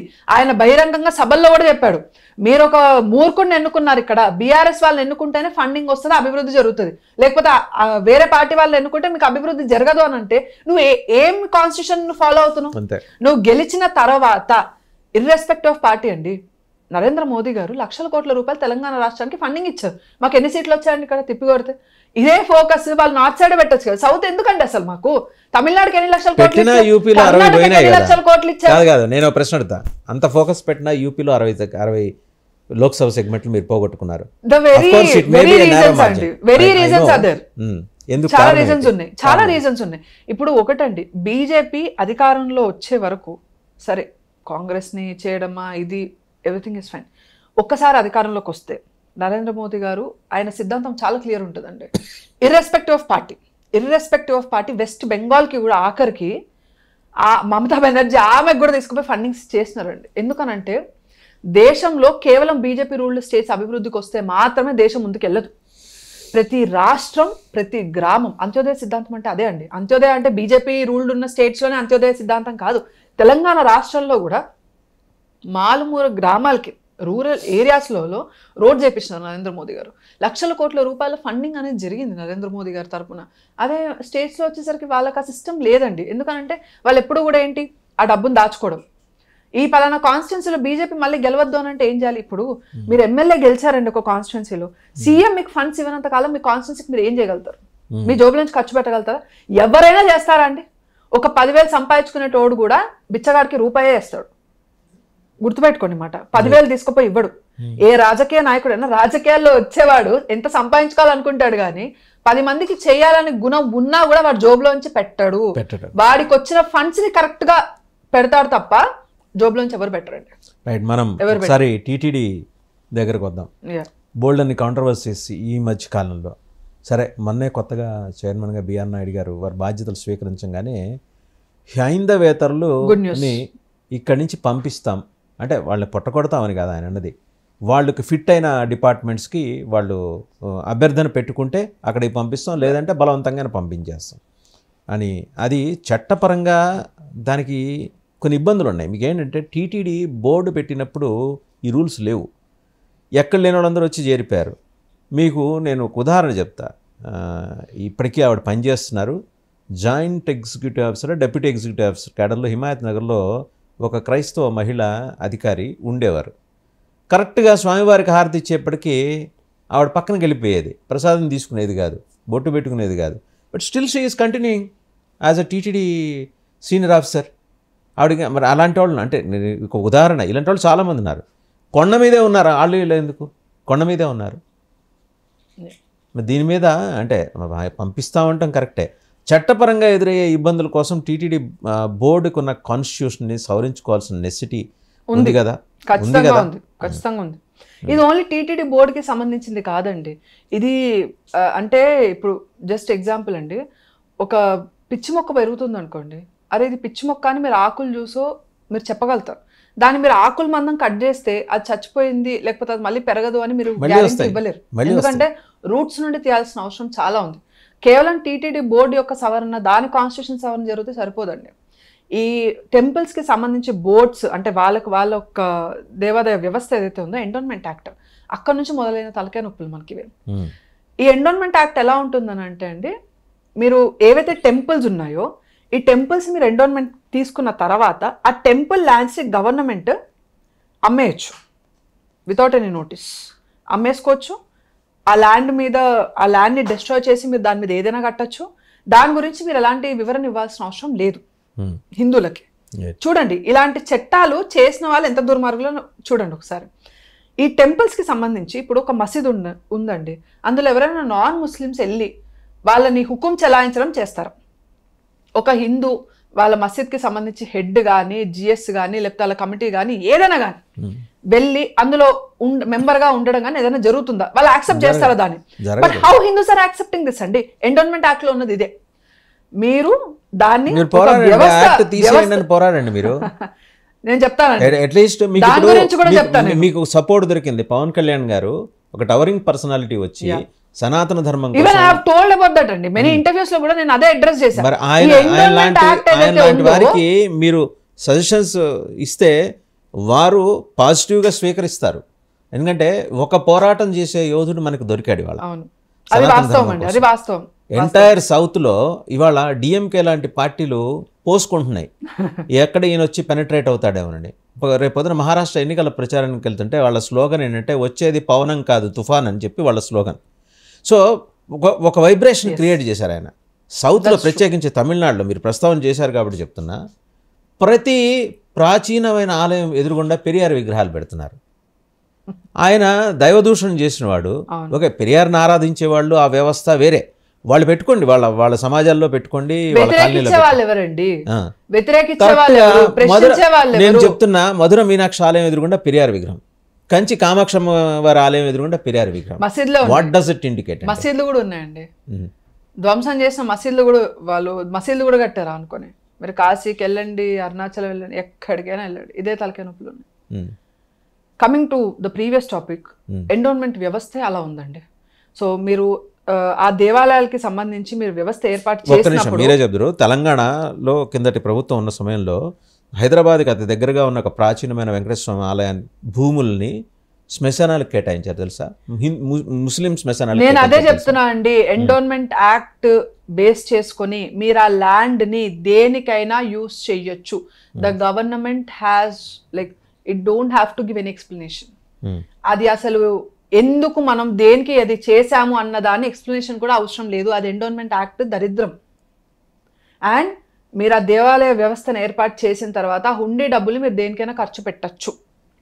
పర్టికులర్లీ హిందూస్కి పెట్టాలని రూల్ లేదు. వాళ్ళు అందుకే 80-85% ముస్లిమ్స్కి ఇస్తారు. ఎందుకంటే వాళ్ళు ఐక్యంగా ఉండి ఓట్లేస్తారు, వీళ్ళని మళ్ళీ అధికారంలోకి తీసుకొని వస్తారు, వీళ్ళకి దోచుకోవడానికి సంపద దొరుకుతుంది. మీరు ఒకటి గమనించండి. కానీ హిందువుల ఐక్యత లేదు. ఒకడు ఇలా ఓటేస్తాడు, ఒకటి ఇలా ఓటేస్తాడు, ఒకటి ఇలా ఓటేస్తాడు, ఒకటి ఇలా ఓటేస్తాడు, ఒకటి ఇలా ఓటేస్తాడు, వాడి ఇష్టం వచ్చినట్టు ఓటేస్తాడు. నా ధర్మం ఏమవుతుంది అని ఆలోచించే తత్వం లేదు. అరే నా గుడిలో నేను రూపాయి వేస్తున్నా, ఇంకో 10 మంది కలిసి ఒక 10 రూపాయలు వేస్తున్నా, ఇదంతా కలిసి మన ఊరికే ఏదైనా బావుగా మనం ఎందుకు చేసుకోలేము? ఎండోన్మెంట్ని మనం ఎందుకు అలా ప్రెజరైజ్ చేయలేకపోతున్నాం? యాక్ట్ని మనం ఎందుకు దాన్ని సవరించుకోలేకపోతున్నాం? వేరే వాళ్ళు వచ్చి మన మీద ఎందుకు హుకుం చెలాయించాలి? వేరే మతస్థులు అసలు మన దేవుడిని నమ్మరు కదా. ముస్లిమ్స్ అయితే మనల్ని కాఫిర్లు అని చెప్తారు కదా, క్రిస్టియన్స్ అయితే మనల్ని సైతాన్లని పిలుస్తారు కదా. ఏకంగా ఎవరైతే నాన్ బిలీవర్స్ ఉంటారో వాళ్ళందరినీ కూడా దొరికిన వాళ్ళు దొరికినట్టు రాలిసిన చంపమని యెహోవానే కదా చెప్పింది, మన బైబిల్లోనే కదా ఉన్నది. At the same time Quran లో కూడా అదే రాశారు కదా. కాఫిర్లు ఎవరైతే ఉంటారో వాళ్ళని తెగనరితే అల్లా దగ్గరికి వెళ్తారు, ముక్తి కలుగుతుందని వాళ్ళ దాంట్లో రాసుకున్నారు కదా. మరి ఇవన్నీ వాళ్ళ పుస్తకాల్లో ఉండి వాళ్ళు మనల్నే బిలీవ్ చేయట్లేదు, మన గాడ్ని బిలీవ్ చేయట్లేదు, మనల్ని అంటే మన దరిద్రం ఏంటంటే అండి, మేక గొర్రె కసాయివాడిని నమ్మినట్టు మనం ఎప్పుడూ కూడా సద్భావన మన ధర్మంలో నేర్పించింది అదే. ప్రతి ప్రాణికోటిలోనూ అదే భగవంతుడు ఉన్నాడు అనే ఒక గొప్ప తత్వాన్ని ప్రపంచానికి నేర్పించింది మన ధర్మం. అది మనలో ఉండడం వల్ల మనకు అంత త్వరగా అవతల వాడిని చూస్తే వీడు తప్పు మనిషి అని జడ్జిమెంట్కి రావడం, లేకపోతే వీడు నా దేవుడిని నమ్మడు కాబట్టి వీడిని చంపేయాలి అనే ఒక మనస్తత్వం మన దగ్గర లేదు. ద బిగ్గెస్ట్ ప్రాబ్లం అది. కానీ అది ఎంతవరకు ఉండాలి? వాళ్ళ బతుకులు వాళ్ళు బతుక్కొని వాళ్ళ బిలీఫ్స్ని వాళ్ళు ఫాలో అవ్వకుంటూ ఉంటే బాగానే ఉంటుంది. మన గుళ్ళను ధ్వంసం చేయడానికి వచ్చిన తర్వాత కూడా మనం ఇంకా ఓర్పుతో ఉంటాము అని అంటే ఏమంటారండి దాన్ని పేషెన్స్ అనరండి, నిస్సహాయత అంటారు, చేతగానితనం, హెల్ప్లెస్నెస్ అంట. ఆ దిశగా డ్రైవ్ చేస్తున్నాయి. అండ్ ఇంకొక పాయింట్, ఇందాక టీటీడీ గురించి మాట్లాడుకుంటూ వచ్చాం.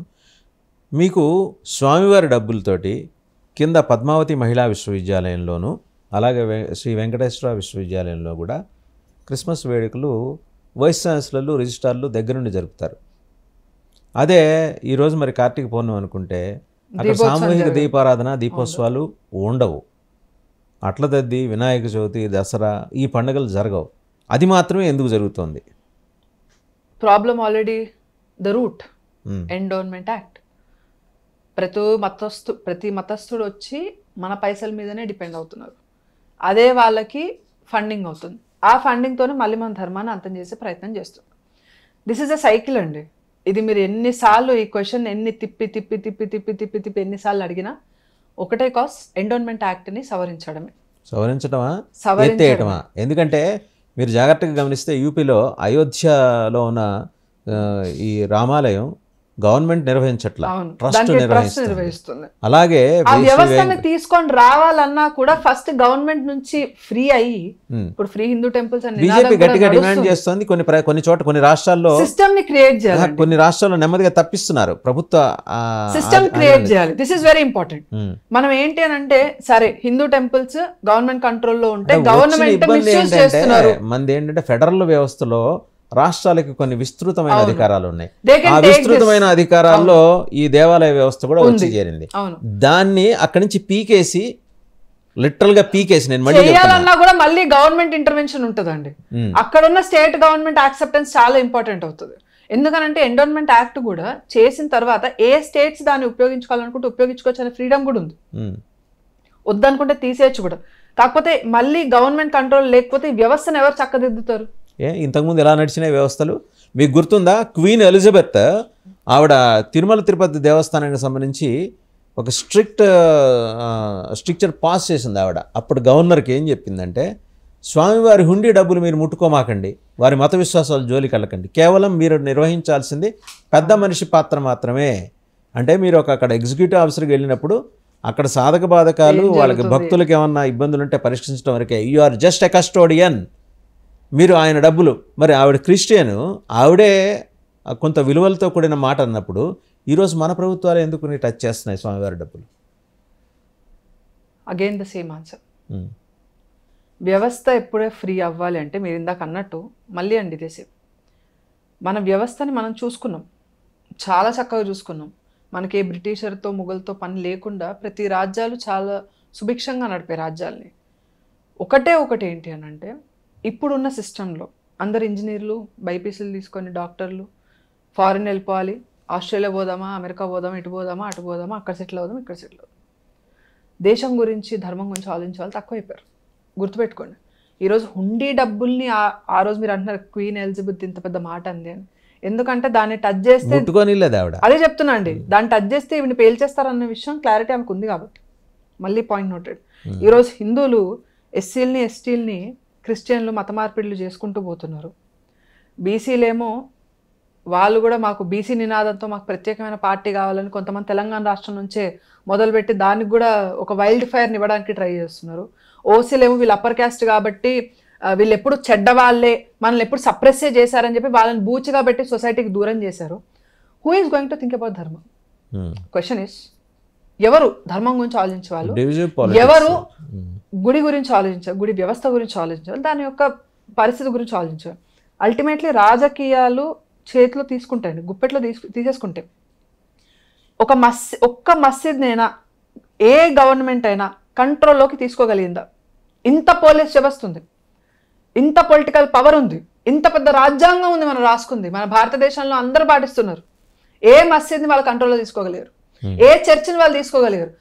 ఇంక్లూడింగ్ అండి మసీద్లో మౌల్వీలు, చర్చిలో ఫాదర్లు సంపాదించే డబ్బులలో కూడా ట్యాక్స్ కట్ చేయడానికి వీళ్ళని చట్టాలు ఉన్నాయి మన భారతదేశంలో. పూజారికి 10,000 ఇస్తే అందులో 1,000 రూపాయలు నువ్వు కట్ చేసి ఇస్తున్నావే. వ్యవస్థ దీని గురించి ఎవరు ఆలోచించకపోవడం, మన జీవితాలు మనమే, మన బతుకులు మనమే, మనకి ఈ గోల్ అంతా ఎందుకు అని వదిలేయడం. కానీ ఏదైతే నీ వెనక నుంచి వచ్చే ముప్పు ఉందో అది నువ్వు గమనించలేకపోవడం. వచ్చే తరాలు ఎలా ఉంటాయండి? అందరూ అన్ని మతాలు సమానం, ఏ మతం ఉంటే ఏంటి అని అనుకుంటే నీ ధర్మం నేర్పినంత నీతి వేరే మతాలు నేర్పియలేదు, నీ ధర్మం నేర్పినంత శాంతి వేరే మతాలు నేర్పియలేదు, నీ ధర్మం నీకు ఇచ్చిన ఫ్రీడమ్ వేరే మతాలు ఇవ్వలేదు. నీ ధర్మాన్ని అందరూ ఏమనుకుంటారండి, ఇప్పుడు మీ నాన్నగారు ఉన్నారు, మీకు 1 ఎకరం భూమి ఇచ్చారనుకోండి, ఎకరం భూమి నా సొంతం, ఈ ఎకరం భూమి నేను కాపాడుకుంటా, ఈ ఎకరం భూమికి నాకుంది హక్కు, దీని మీద నేను కాపాడుకోవాలని విర్రవీగిపోతాం. వచ్చే తరాలకి 2 కొడుకులు ఉంటే నీకు 1/2 ఎకరం ఇస్తా, నీకు 1/2 ఎకరం ఇస్తాం. తమ్ముడు ఉంటే లేదు వాడికి ఇవ్వను, వాడికి ఎలా పిల్లలు లేరుగా, ఎందుకురా నీకు పిల్లలు, మెల్లగా తప్పియడానికి ట్రై. 1 ఎకరం భూమి గురించి అది నీది అంటే ఇది నాది అని నీకు ఎప్పుడైతే అనిపిస్తుందో దాన్ని అంత ప్రొటెక్ట్ చేసుకోవడానికి ట్రై చేస్తున్నా. ఎవరు కనీసం సొంతంగా తోడబుట్టిన తమ్ముడికి కూడా ఇవ్వడానికి చాలా మంది అంగీకరించరండి. ఈ గొడవలన్నీ అన్నదమ్ముల మధ్య ఇదే నడుస్తుంది. Property issues.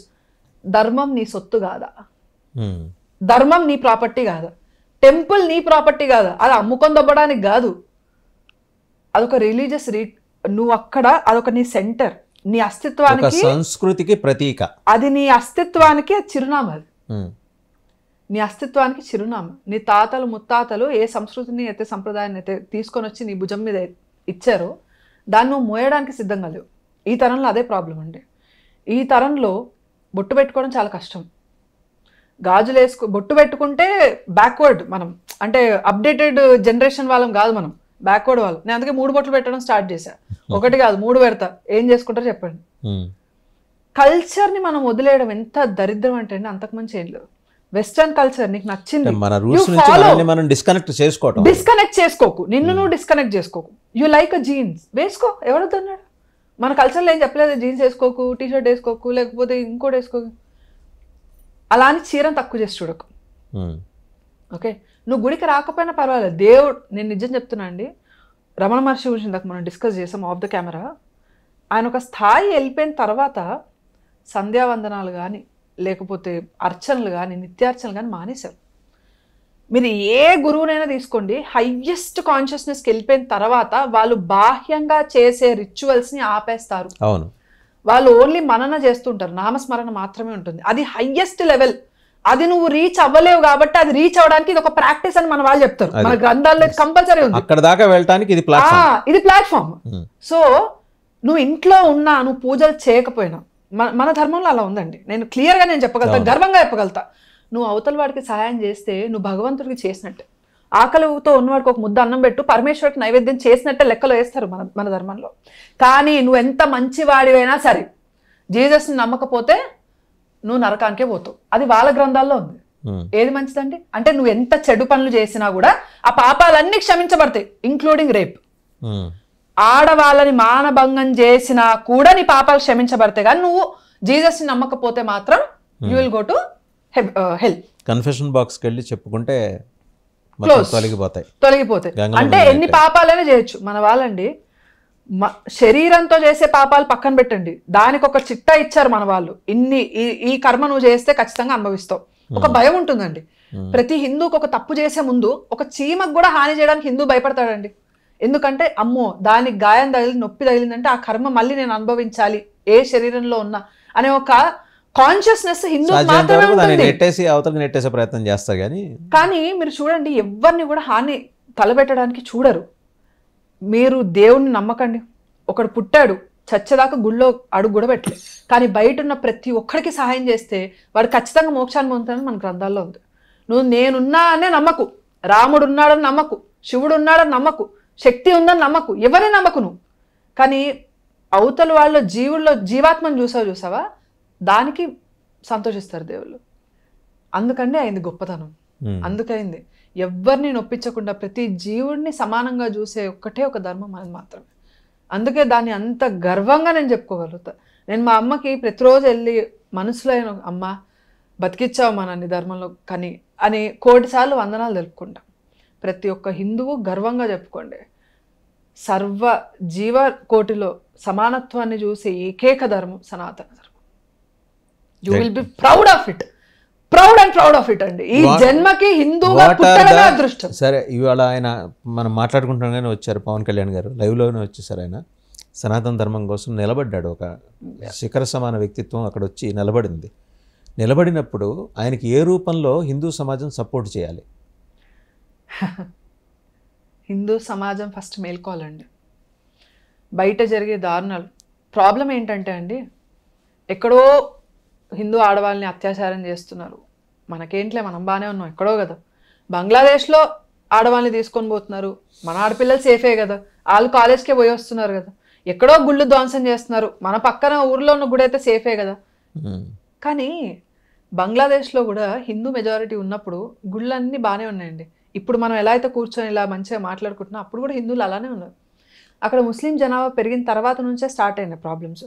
మరి అదే సమస్య నీ ప్రాంతంలో మసీదులు కడుతున్నారు, ప్రతిరోజు 5 సార్లు నమాజ్ చేయడానికి వస్తున్నారు. నీ ప్రాంతంలో అలాంటి సమస్య రాదని నువ్వు ఎందుకు అనుకుంటున్నావు? నువ్వు అలా అనుకోవాలి అని అంటే ఫస్ట్ నువ్వు చూడాల్సింది ఏ ముస్లిం అయినా పాకిస్తాన్కి వ్యతిరేకంగా మాట్లాడుతున్నాడు. బంగ్లాదేశ్లో హిందువులకి వ్యతిరేకంగా ఏమైనా జరుగుతున్నా ఎందుకనండి? ప్యాలెస్టైన్లో జరుగుతున్న దాని నుంచి ఇక్కడ ధర్నాలు చేస్తున్నారు, ఇక్కడ ర్యాలీలు తీస్తున్నారు. అక్కడ హిందువులకి ఏమైనా చేస్తే ముస్లింలు ఇలా చేయడం తప్పు, మన ఖురాన్ ఇలా చెప్పలేదు, మన మతం ఇలా లేదు, మీరు రాంగ్ వేస్లో వెళ్తున్నారు, అలాంటి ముస్లిమ్స్ మేము సపోర్ట్ చేయమని ఏ ముస్లిం బయటకు వచ్చి భారతదేశంలో మాట్లాడాడు? కనీసం దానికి వ్యతిరేకంగా మాట్లాడు ఒక్కళ్ళు చూపించండి. ప్రతి ఒక్కరు సపోర్ట్ చేస్తారు. మీరు ముస్లిం హ్యాండిల్స్ తీసి ఓపెన్ చేసి చూడండి. బిపిన్ రావత్ గారు, మన సర్జికల్ స్ట్రైక్ చేసిన బిపిన్ రావత్ గారు చనిపోయినప్పుడు, ఎయిర్ క్రాష్ ఆయన చనిపోయినప్పుడు చిన్న మీరు కామెంట్స్ చూడండి, ముస్లిం వాళ్ళు మరగయ చూతి అని పెట్టినారు. అందరూ ప్రతి ఒక్కరు పెట్టినారు. వాళ్ళకి ఎంత పగలేకపోతే ఇది పెడతారండి? దేశ విభజన మత ప్రాతిపదికన జరిగిన తర్వాత అటు పాకిస్తాన్ నుండి మనకి ఎప్పుడు ఇబ్బంది వస్తుందో తెలియక వేలాది మంది జవాన్లు వాళ్ళ కుటుంబాలను ఇక్కడ వదిలిపెట్టి ప్రాణత్యాగం చేయడానికి బార్డర్ దగ్గరికి వెళ్ళారు. అదొక నష్టమైతే, మన భారతదేశంలో ముస్లింలు ఉంటూ, మన ఇంట్లో వాళ్ళు ఉంటూ మనల్ని వక్ఫ్ బోర్డ్ పేరు మీద కానీ వీటన్నిటిని మనల్ని దోచుకోవడానికి ప్రయత్నం చేస్తున్నారు. వాళ్ళ ఎజెండా చాలా క్లియర్ అండి. దీన్ని ఇస్లామిక్ నేషన్గా మార్చాలి, హిందుత్వాన్ని అంతం చెయ్యాలి. దీని గురించి ఒక పొలిటికల్ ఎజెండా వేసుకొని కాంగ్రెస్ ని కానీ, కాంగ్రెస్ తో ఉన్న అలయన్స్ పార్టీస్ ని కానీ అన్ని కలగలుపుకొని ముందుకు వెళ్తున్నాయి, వాళ్ళకి సపోర్ట్ చేస్తున్నాయి. ఇంత విధ్వంసం చేసిన తర్వాత కూడా, ఇంత దరిద్రపు చట్టాలు తీసుకొచ్చిన తర్వాత కూడా, ఇంత స్కాములు చేసిన తర్వాత కాంగ్రెస్ లో ఇలాంటి వాళ్ళు, ఇలాంటి మూర్ఖులు అంత పెద్ద సభ పెట్టగలిగారు అని అంటే ఒకటే ఒక రీజన్, ముస్లింలలో ఐక్యత. ఆ ఓటు బ్యాంక్ వాళ్ళకి చీలట్లేదు కాబట్టి కాంగ్రెస్ ఇంకా బతుకుంది. అది మీరు గుర్తుపెట్టుకోండి.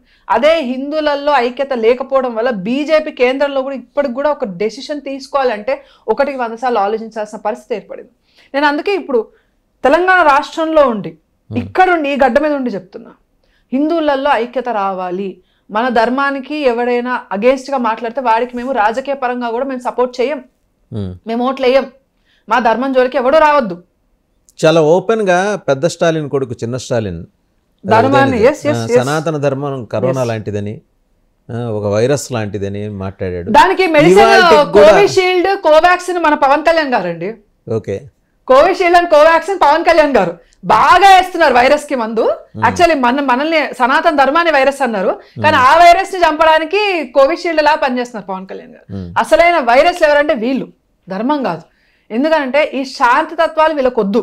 వీళ్ళకి రచ్చలేపాలి, దేశం యొక్క విభజన జరగాలి, ఇది ఒక ఇస్లామిక్ నేషన్ గా మారాలి. బ్రిటిష్ వాళ్ళు మన మీద దాడి చేసినప్పుడు సంపద దోచుకోవడానికి దాడి చేశారన్నారండి. కాదండి, క్రిస్టియన్ కన్వర్షన్స్ కోసం దాడి చేశారు, దీన్ని మత మార్పిడుల కోసం దాడి చేశారు. ముఘలులు మన రాజ్యాల మీద, భారతదేశంలో ఉన్న రాజ్యాల మీద దాడి చేసినప్పుడు సంపద కోసం దాడి చేశారన్నారు. కానీ సంపద కోసం కాదండి, వీళ్ళందరూ ఇస్లాంలోకి మార్చడానికి దాడి చేశారు. ఈ విషయాల్ని చాలా క్లియర్ గా మనం అర్థం చేసుకోవాలి. ఈ విషయాలు బయటకు చెప్తే మత కల్లోలు రేపట్టినట్టు అవుతుంది, డిస్ప్యూట్స్ అవుతాయి అని చెప్పేసి హిందువులకి చెప్పడం బంద్ చేస్తారు. మరి అదే ముస్లిమ్స్ కి ప్రతిరోజు పొద్దున్న లేస్తే సాయంత్రం వరకు మదర్సాలలో చెప్తున్నారు కదా, ఏం బిక్తున్నారు గవర్నమెంట్స్? ఎవడాపగలిగినాడు మదర్సాల్ని? ఎవడు డెస్ట్రాయ్ చేయగలిగినాడు మదర్సాల్ని? ఫ్లాట్ ఎర్త్ థియరీస్ తీసుకొని చెప్తారండి. రేపు పొద్దున భారతదేశం ఇస్లామిక్ నేషన్ గా మారితే ఇస్రో కూడా మసీదే కూర్చుంటుంది. ఇస్రోని కూడా మసీద్ చేసి కూర్చోబెడతారు. ఇస్రోలో ఎలాంటి ఇన్వెన్షన్స్ జరగవు, ఇంకా పక్కన పడేసండి. చంద్రుని దక్షిణ ధ్రువం పైన వెళ్ళి ల్యాండ్ అయింది మన చంద్రయాన్ 2 అని చెప్తున్నారు కదా. అసలు ఫస్ట్ ఆఫ్ ఆల్ వీళ్ళు ఎర్త్ యొక్క ఆర్బిట్ ఫ్లాట్ అని బిలీవ్ చేస్తే ఇంకా వీళ్ళేం ఎక్స్పెరిమెంట్స్ చేస్తారండి. They don't even believe in anything. And photosynthesis అనేది సన్ వల్ల అవ్వదు, సూర్యరశ్మి వల్ల అవ్వదంట. మనకి ఫోటోసింథసిస్ అనేది చంద్రరశ్మి వల్ల అవుతుందంట. సనాతన ధర్మంలో ఏది చెప్తే అండి దానికి ఖచ్చితంగా ఉల్టా చెప్పడమే ఇస్లామిక్ ధర్మం. ఏర్పడిందే కదా అది ఇస్లామిక్ మతం. అది వెరీ క్లియర్ అండి, వెరీ క్లియర్. ఎడమ నుంచి కుడికి మనం రాస్తే కుడి నుంచి ఎడమకి రాయటం వాళ్ళంతా ఉల్టా. మా నాన్న అదే అంటారు, వీళ్ళు తలకిందులుగా పుట్టారని చెప్తారు మా నాన్న. అంటే ఉల్టా మనుషులు అని చెప్పేసి అంటారు. So one thing is very clear అండి, హిందువులలో చైతన్యం రావాలి, చాలా చైతన్యం రావాలి. This is a peak moment అండి, చాలా పీక్ మూమెంట్. ఇప్పుడు కనుక మీరు సుధారించకపోతే రేపు నీ ఇంట్లోకి వచ్చి నీ అమ్మని, నీ చెల్లిని, నీ తల్లిని, నీ కూతుర్ని, నలుగురిని కలిపి మరి తీసుకుపోయి ఒకటే మానభంగం చేస్తాడు. నీ కళ్ళతో అది నువ్వు చూసిన తర్వాత నీ కళ్ళు బీకేస్తాడు, నీకు క్షౌరం చేస్తాడు, నీకు టోపీ పెడతాడు, అలా అని చదువుకుంటూ కూర్చో. ఈ వ్యవస్థ రజాకాల టైంలో మనం చూసామండి. లక్షలాది మంది హిందువుల యొక్క వాళ్ళని చంపేశారు, ఎక్కడికక్కడ తెగ నరికారు. మీరు మూసి లేకపోతే కృష్ణ ఇవంటున్నారండి, అసలు పారింది ఈ గడ్డ మీద పుట్టిన బిడ్డల యొక్క రక్తపాతం. మనం మర్చిపోద్దండి. మన కళ్ళకి రక్తం కనిపించట్లే కానీ ఆ మరకలు చరిత్రలో మనకి ఇంకా ఉన్నాయి. చరిత్ర నుండి మనం నేర్చుకోలేదు అనుకోండి, చరిత్ర మళ్ళీ పునరావృతం అవుతుంది. పునరావృతం అయినప్పుడు ఈ వాసుదేవన్ గారు, ఈ భార్గవి కళ్యాణ్ ఇలా స్టూడియోలో కూర్చొని మాట్లాడుకునే అవకాశం ఉండదండి, ఉండదు. మీ శరీరంలో ఎంత రక్తం ఉందో అదంతా రోడ్డు మీద పారుతుంది, నా శరీరంలో ఎంత రక్తం ఉందో అంతా కూడా రోడ్డు మీద పారే వరకు కూడా వీళ్ళు ఆపరు. ఇప్పటికైనా మేల్కోండి. మొన్న రీసెంట్లోనే మా ఏరియాలో పెద్ద గొడవ అయింది. వీళ్ళకి కబ్రస్థానాలు ఉంటాయి కదా, శ్మశాన వాటిక. ప్రతిరోజు ఫ్రూట్స్ శ్మశాన వాటికలో వాష్రూమ్స్ ఉంటాయా, అక్కడ శ్మశాన వాటికలో పెట్టి నైట్ అంతా పొద్దున్న లేచి అమ్ముతున్నాడు వాడు. అయ్యప్ప స్వాముల టైం ఇది. ఎంతమంది ఆ పళ్ళని తీసుకుని అయ్యప్పకు పెడుతున్నారు.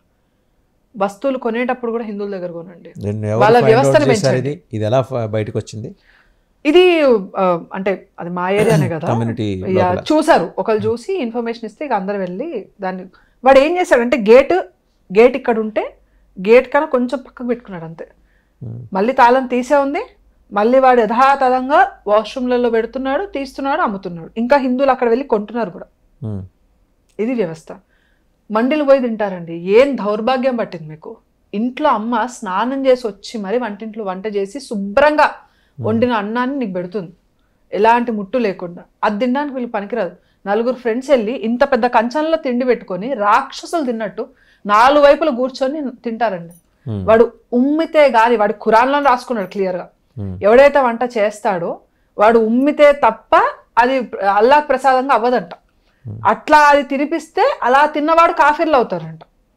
హిందువులందరికీ ప్రతి రొట్టె ముక్క అండి, ఎన్ని వీడియోలు వచ్చాయి సోషల్ మీడియాలో, ప్రతి రొట్టె ముక్క వాడు చేయడం, ఉమ్మడం, పెట్టడం. అంత ఉమ్ము నీకు నచ్చితే ఆడు నోట్లో నోరు పెట్టరా, ఎవడొద్దన్నాడు? ఆడు ఉమ్మే తింటావా, ఉచ్చే తాగుతావా, నీ ఇష్టం. సిగ్గుండాలండి కొంచెమైనా హిందువులకి. ఎప్పుడు మారుతారు? ఇంకా ఎప్పుడు మారాలి మీ బతుకులు? ఏ భార్గవ కళ్యాణ్ వచ్చి ఈ రోజు స్టూడియోలో వచ్చి కూర్చొని మాట్లాడాలా? ఏమైంది? మీ తలకాయలు ఏమైనాయి? మీ కళ్ళు కనిపిస్తలేవా? ఎవరు వచ్చి మాట్లాడాలండి? ఏ బండి సంజయ్ వచ్చి మాట్లాడాలా, లేదా కిషన్ రెడ్డి వచ్చి మాట్లాడాలా, లేకపోతే పవన్ కళ్యాణ్ గారు వచ్చి మాట్లాడారా, మోడీ గారు ఎవరు వచ్చి మాట్లాడారు మీకోసం? అరే మీ ఇంట్లో ఆడపిల్లల పరిస్థితి ఏంటని రేపు ఆలోచన నీకు లేదా? నీ రేపు ఆస్తుల పరిస్థితి ఏంటని నీకు ఆలోచన లేదా? నీ ధర్మం గురించి జోలికి వస్తారే, నా ధర్మం జోలికి వస్తారే, నా జోలికి కాదు కదా వచ్చిందని నువ్వు ఎలా అనుకుంటున్నావు? నీకు బాధ్యత లేదా? ఆస్తులు ఇస్తే మాత్రం అవి నీ సంపద, ధర్మం నీ సంపద కాదా? ఎవడొచ్చి మాట్లాడండి? రోడ్ల మీదకి వచ్చి ఎవరు చేయాలి ధర్నాలు? ఏ హిందూ వాహిని వచ్చి చేయాలి, ఏ ఆర్ఎస్ఎస్ వచ్చి చేయాలి, ఏ బజరంగ్ దళ్ వచ్చి చేయాలి? ఎందుకు చేయాలి? ఏ హిందూ నువ్వు కాదా? గుడికి వెళ్ళినంత మాత్రాన హిందువు కాదండి. గుడికి ఆపద వచ్చినప్పుడు గుడిని కాపాడుకోవడానికి వెళ్ళిన వాడు కూడా హిందువు అవుతాడు. అది గుర్తుపెట్టుకోవాలి మనం. ఇంత జరుగుతుంది రాజకీయ వ్యవస్థలో. రాజకీయాల్లోకి మతాన్ని లాగద్దు, రాజకీయాల్లోకి మత ప్రాతిపదికన రాజకీయాలు నడిచే ఎన్ని దశాబ్దాలుగా. తీయండి 1947 నుంచి, ఎప్పటి నుంచి అయితే మన డెమోక్రసీ పరంగా ఎప్పుడైతే మన కంట్రీగా ఏర్పడిన తర్వాత ప్రభుత్వం ఏర్పడిందో అప్పటి నుండి తీయండి. ఏ రాజకీయ నాయకుడు మతం పేరు తీయకుండా రాజకీయాలు చేశాడు చూపించండి నాకు. దానివల్ల మంచి జరిగిందా, దేశానికి చెడు జరిగిందా చూపించండి నాకు. అరే ఏ ముస్లిం ఎలా చేయట్లేదు కదా మసీదులను తీసుకోవడానికి, ఏ గవర్నమెంట్ ఇంటర్వెన్షన్ లేదు కదా, ఎన్ని డబ్బులు దొబ్బేస్తున్నారు మన గుళ్ళ నుంచి. మనం ఏం చేయగలుగుతున్నాం? ఏం చేయగలుగుతున్నాం మనం? ఎప్పటికి మేల్కొంటారండి? ఇంకెప్పుడు మేల్కొంటారు? నువ్వు కన్నా ఆడపిల్ల ఒంటి మీద చేయబడేదాకా కూడా ఇంకా మేల్కోవా? అప్పుడు నువ్వు మేల్కోని వరకు వాడిని చంపేస్తాడు. చేతులు పడుతూనే ఉన్నాయి. ఎప్పటికి మేల్కొంటా? నీ ఆడపిల్ల కాదు కదండి. ఎక్కడో బంగ్లాదేశ్లో ఆడపిల్ల తన ఆడపిల్ల కాదా? నీకెందుకు రావట్లే ఉడుకు రక్తం? ఏం చేయాలండి? ఎవరేం చేయాలి? మీరు నేను స్టూడియోలో మాట్లాడినంత మాత్రాన ఏం మారుతుంది నాకు అర్థం కాదు. చాలా మంది అడుగుతారు, మీరు రండి ఇంటర్వ్యూస్కి, మీరు మాట్లాడిన మార్పు వస్తుంది. మాట్లాడితే ఎక్కడి నుంచి వస్తుంది మార్పు? రాజకీయ వ్యవస్థలో ఉన్న వాళ్ళు ఏం బిక్తున్నారండి? బీజేపీ గవర్నమెంట్లో ఉంది, అది కూడా కుర్చీని కాపాడుకోవడానికి చాలా ప్రయత్నాలు చేస్తుంది. హిందువుల ఐక్యత లేకపోతే బీజేపీ మాత్రం ఏం చేస్తుందండి? బీజేపీ ఏం చేస్తుంది? సంఘ నుండి బీజేపీ విడిపోలే? ఎందుకు విడిపోయింది? కాంగ్రెస్ తో వాళ్ళ మైండ్ సెట్స్ నచ్చకనే కదా బీజేపీ అలా వచ్చింది. నీకు బీజేపీ సంఘ నుండి రాలేదా? ఇప్పుడు బీజేపీ మళ్ళీ విడిపోతారు ఎవరైనా గ్యారంటీ ఇవ్వగలుగుతారా? కట్టర్ హిందువులు ఒక సైడ్, న్యూట్రల్ గా ఉండే వాళ్ళు ఇంకొక సైడ్. రాజకీయ వ్యవస్థలు మారవని నీకు ఏమైనా క్లారిటీ లేదా? ఉందా? ఎన్ని సంవత్సరాల నుంచి చూస్తున్నావు రాజకీయాలని? ఏ రూపాయలు 5 సంవత్సరాలకి నీ మొహం మీద పిండాకుల మీద పడేసిన 500-1000 రూపాయల కోసమా చచ్చేది నువ్వు? ఆ మందు బాటిల్ కోసమా చచ్చేది నువ్వు? అరే దేశం అల్లకల్లోలం అయిపోతుంది నాకేంటని చెప్పి బిందాస్గా కూర్చున్నావు. రేపు అక్కడున్న ఆడపిల్ల మీద గొంతు మీద పడిన కత్తి ఈరోజు రేపు పొద్దున్న నువ్వు కన్నా కూతురు మీద పడదని నువ్వు గ్యారెంటీ ఇవ్వగలుగుతావా? ఎవరొచ్చి మాట్లాడండి? ఎవరొచ్చి కొట్లాడాలి? హిందువులలో ఐక్యత రావాలి. ఎవడైనా బీజేపీని మతత్వవాది అని అన్నాడు అని అంటే, మతత్వ రాజకీయాలు చేస్తున్నంటే రోడ్డు మీద తీసుకొచ్చి ఈడ్చి చెప్పు తీసి కొడతారు. It's very very very very very very important that Hindus has to wake up at least now అండి. at least now. ఇంకా ఎవడో రాడు, ఎవడో వచ్చి నీకు హితబోధలు చేయడు, ఎవడో ట్రెండ్ అవ్వడానికి. నాకు అర్థం కాదండి. చాలా మంది అంటారు మీరు మాట్లాడితే ట్రెండ్ అవుతుందండి. నా ట్రెండ్ ఏం చేయాలండి? నా బొందలో పోసుకోవడానికి ట్రెండ్ ఏం చేయాలి? 25 సంవత్సరాలు ఉన్నాయి నాకు, ఇంకో 20 సంవత్సరాలు బతుకుతాను కూడా నాకు తెలియదు. చచ్చిన తర్వాత ఏం చేసుకోవాలి? ట్రెండ్ని చచ్చిన తర్వాత ఏం చేసుకోవాలి? ఫాలోయింగ్ని చచ్చిన తర్వాత ఏం చేసుకోవాలి? అరే బతుకున్నప్పుడు ఏం మార్పు తీసుకోలేకపోతే బాధ ఉందండి. గుండెలో ఒక వ్యధ ఉంది. బీజేపీ ఉంది, కేంద్రంలో మనం ఏం చేయగలుగుతున్నాం? గుళ్ళ ధ్వంసం జరుగుతుంది, ఏం చేయగలుగుతున్నాం? రాజకీయ వ్యవస్థ ఇలా ఉంది, ఏం చేయగలుగుతున్నాం? ఇంటర్నల్ ఇట్లా ఉంది, ఏం చేయగలుగుతున్నాం? సంఖ్యలు వేసుకొని ఎంతకని కూర్చోవాలండి? ఎంతకని కూర్చోవాలి? ఏ దేశం కోసం ప్రాణాలు ఇవ్వమని ఎవరు చెప్పట్లేదండి. దేశం కోసం ప్రాణాలు ఇవ్వమని ఎవరు చెప్పట్లా. నీ ధర్మాన్ని కాపాడుకోవడానికి నువ్వు ఏ రాజకీయ పార్టీ అయితే నీ ధర్మానికి వ్యతిరేకంగా మాట్లాడుతుందో వాళ్ళకి సపోర్ట్ చేయకని మాట్లాడుతున్నావు. వాళ్ళకి సపోర్ట్ చేయకు, అప్పుడే మన ధర్మం జోలికి రాకుండా ఉంటారు. నీ ధర్మానికి సంబంధించిన ఐక్యంగా ఉండడం నేర్చుకో. ఇంటి లోపటి వరకే నువ్వు రెడ్డియా, కమ్మారా, కాపువా, బ్రాహ్మణ, ఎస్సీయా, ఎస్టీయా, గడప దాటావంటే నువ్వు హిందువే. బొట్టు పెట్టుకున్న ప్రతి ఒక్కళ్ళు హిందువే. ఆ గుడి నీది కూడా, ఓసీలదే కాదు, ఎస్సీలదే కాదు, ఎస్టీలదే, ప్రతి ఒక్కరిది, ప్రతి హిందువుది. కాపాడుకోవాల్సిన బాధ్యత మనకుంది. మన తల్లిదండ్రుల ఆస్తులు మనం ఎంత భద్రంగా కాపాడుకోవడానికి ప్రయత్నం చేస్తామో ఈ ధర్మం కూడా నీ బాధ్యత, నీ ఆస్తి, అది నువ్వు కాపాడుకోవాల్సిన అవసరం చాలా చాలా ఉందండి. చాలా విషయాలు షేర్ చేశారు. ఫైనల్గా ఒక విషయం చెప్పండి. పెద్ద స్టాలిన్, చిన్న స్టాలిన్ లాంటి వైరస్లకి కోవిషీల్డ్ పవన్ కళ్యాణ్ మీరు ఎమోషనల్ అవుతున్నారు అని మీరు చెప్పారు. ఈ కోవిషీల్డ్కి సపోర్టింగ్ మెకానిజం కోసం సనాతన ధర్మ ట్రస్ట్ ఈ రకంగా ఉండాలి, ఈ డ్రాఫ్ట్ ఈ రకంగా ఉండాలి అనే దానికి సంబంధించి మీ సజెషన్స్ ఫైనల్గా కుడ్ యు ప్లీజ్ కంక్లూడ్. చాలామంది పెద్దలు ఉన్నారండి దీని గురించి మాట్లాడే వాళ్ళు, చాలామంది మేధావులు ఉన్నారు. ఒక వ్యవస్థ యొక్క రూపకల్పన గురించి మన పురాణాల్లో కూడా చెప్పారు. ఓకే, మనకి కొత్త కాదు వ్యవస్థ అనేది, కానీ ఈ రూపకల్పన జరగాలి అని అంటే ఒక నిజాయితీ అయిన నాయకుడు, మీరు అన్నట్టు పవన్ కళ్యాణ్ గారు ఎలా అయితే దీపస్తంభం లాగా నిల్చుంటున్నారు సనాతన ధర్మంకి అంటున్నారు కదా, ఏ రాజకీయ ఒత్తిడి వల్ల ఆయన రేపొద్దున ఇక్కడున్న ఖాళీని అటు తీసి వేయకుండా చూసుకోవడానికి బాధ్యత మనదే అండి. ఆయన వేయడు, మనదే బాధ్యత. అలా నిలబడిన వ్యక్తి వెనక నిలబడడం మన బాధ్యత. చాలామంది పెద్దలు ఉన్నారండి. ఒకటేంటి అని అంటే మన డబ్బుల్ని మనకే ఖర్చు పెట్టాలి. మన ధర్మం జోలికి వస్తే తలా మొండం వేరు చేసే చట్టాలు రావాలి. ఆ చట్టాల యొక్క అమలు వాడు చచ్చిపోయే టైంకి కాదు అమలయ్యేది, ఈ రోజు జరిగితే రేపటికి రేపు అమలయ్యే చట్టాలు రావాలి. ఎవడైనా కూడా దాని గురించి చేయడం పక్కన పెట్టండి, నేను అంటున్నాను గుడి ధ్వంసం చెయ్యాలన్న ఆలోచన వచ్చినా కూడా అమ్మో అనే ఒక భయంకరమైన దృశ్యం వాడి కళ్ళ ముందు తిరగాలి. నా తల తీసేస్తారు వీళ్ళు, ఇక్కడికి వచ్చావంటే నా తల తీసేస్తారు అనే ఒక భయం ఏర్పడాలండి ఖచ్చితంగా. ఏ ముస్లింని కూడా భారతదేశంలో తరిమి కొట్టలే హిందువులు, గుర్తుపెట్టుకోండి. కానీ అదే మా ధర్మం జోలికి వస్తే ప్రతి ఒక్కడిని తొర్రలో దూరిన ఎలకతో సహా బయటకి ఈడ్చుకొచ్చి టోపి పెట్టుకున్నాడంటే ఆ ఎలకని కూడా తరిమి కొట్టే రోజులు దగ్గర ఉన్నాయి. ఒళ్ళు చాలా దగ్గర పెట్టుకోవాలి, ఇప్పటి నుంచి చాలా చాలా దగ్గర పెట్టుకోవాలి. ఇది ఏ పార్టీకి సంబంధం లేదండి, హిందువులు ఐక్యంగా ఉండి రోడ్ల మీదకి వస్తారు, ఏ పార్టీ వ్యవస్థకి సంబంధం లేకుండా వస్తారు రోడ్ల మీదకి. Right, thank you Bhargavi Kalyan గారు, థ్యాంక్ యూ వెరీ మచ్. చూసాం కదా, she became so emotional. Hindu ధర్మానికి జరుగుతున్న హాని మీద, అలాగే హిందూ మహిళలు, బాలికలు, యువతులు వీరి మీద జరుగుతున్న అత్యాచారాల మీద, నిస్తేజంగా నిర్వేదంగా ఉన్న హిందూ సమాజం మీద స్పష్టంగా తన అభిప్రాయాలు వెల్లడించారు. అలాంటి తమిళనాడులో ఉన్న స్టాలిన్ లాంటి, ఉదయనిధి స్టాలిన్ లాంటి వైరస్లకి ఇక్కడ ఒక కోవిషీల్డ్ రెడీగా ఉన్నాడు పవన్ కళ్యాణ్, ఒక దీపస్తంభంలాగా నుంచున్నాడు. ఆ దీపస్తంభానికి బాసటగా హిందూ సమాజం నిలబడితే మనకు కావలసిన అచ్చంగా మనం ఫ్రేమ్ చేసుకోవాల్సిన సనాతన ధర్మ బోర్డు, ట్రస్ట్ దేశవ్యాప్తంగా అంటే ఆ నేషనల్ లెవెల్లో ఆయన ఆకాంక్షించారు. జాతీయ స్థాయిలో అటువంటి బోర్డు ఏర్పడటానికి అవకాశం ఉంటుంది. మనస్ఫూర్తిగా హిందూ సమాజం ఆయన వెంబడి నిలబడాలి. ఆయన మడమ తిప్పే వ్యక్తి కాదు, అడుగు పక్కకు వేసే వ్యక్తి కూడా కాదు. అవసరమైతే అత్యంత ఎక్కువ సంపాదన ఉన్న సినిమా రంగాన్ని వదిలేసి ఈరోజు వచ్చి రాజకీయాల్లోకి వచ్చిన తర్వాత కొన్ని కార్యక్రమాలకు తన సొంత డబ్బులు వెచ్చిస్తున్నారు. 400 పంచాయతీలకు 4 కోట్ల రూపాయలు ఇచ్చారు, ఆయన సొంత డబ్బులు ఇచ్చారు. సో అటువంటి వ్యక్తి అంటే సమాజం కోసం నిలబడాలి. సమాజం నాకు చాలా ఇచ్చింది, అసలైన శ్రీమంతుడు. సో అసలైన శ్రీమంతుడు వాళ్ళ సనాతన ధర్మం కోసం నిలబడ్డాడు కాబట్టి ఆయనకి బాసటగా హిందూ సమాజం నిలబడాలి. కావలసిన మార్పుల్ని త్వరితంగా చేసుకోవాలి. అలాగే ఎండోమెంట్స్ యాక్ట్ నుంచి, ఆ పరిధి నుంచి దేవాలయ వ్యవస్థని తప్పించాలని ఆమె చాలా బలంగా డిమాండ్ చేస్తున్నారు. థ్యాంక్ యూ వెరీ మచ్ అండి.